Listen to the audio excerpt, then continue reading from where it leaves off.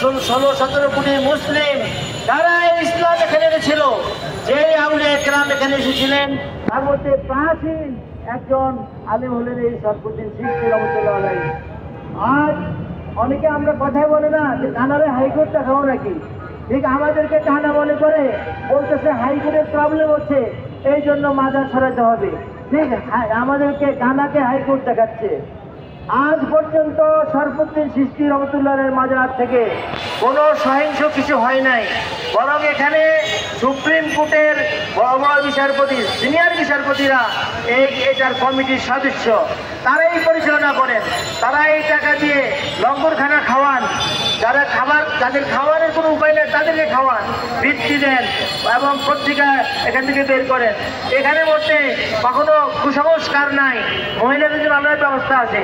এরকম নাম্বার 1 একবার শরীয়ত সম্মত এই মাজারকে যারা সরাবার কথা বলে, তারা শুধু একজন নয়, এটা বিশাল চক্র আছে এর পিছনে।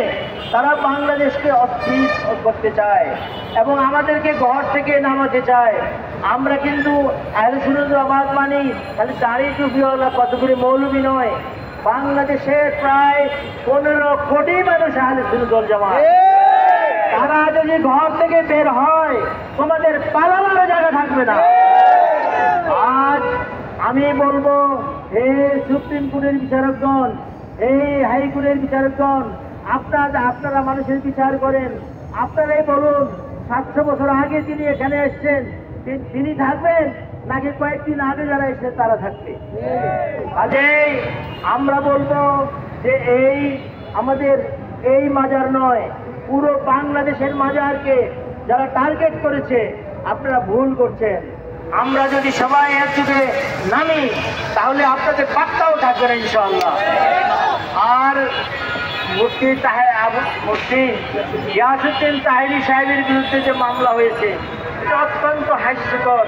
কিভাবে যে প্রশাসন এই মামলা নিল, যেখানে লক্ষ লক্ষ লোকের চোখের সামনে তিনি শরণার্থী উদ্যানে বসা, সেখানে কিভাবে অভ্যুত্থান ওই বিজয়নগরে তাকে সেখানে দায়ী করা হয়। এটা উদ্দেশ্য হলো তার বক্তব্য বাংলাদেশের কোটি কোটি লোক শুনে এবং তারা হয়তোবা ভোট কম পাবে, তারা হয়তোবা তারা এখন দেখা যায় ফেসবুকের মধ্যে কিছু নির্লজ্জ বক্তা আছে, তারা আগে বলেছে যে আমিও আওয়ামী লীগ, আমার 14 গোষ্ঠী আওয়ামী লীগ। একই বক্তা বলতেছে আমি এখন বাইরে আওয়ামী লীগ, আমার 14 গোষ্ঠী বাইরে আওয়ামী লীগ। নির্লজ্জ কতগুলি লোক এই সকল কথা বলে বেড়াচ্ছে, তাদেরকে আপনারা ধরছেন না। আপনারা আমাদের সুন্নি জনতা এখন কিন্তু ঐক্যবদ্ধ। আমরা বাংলাদেশের যত আহলে সুন্নাত জামাত আছি,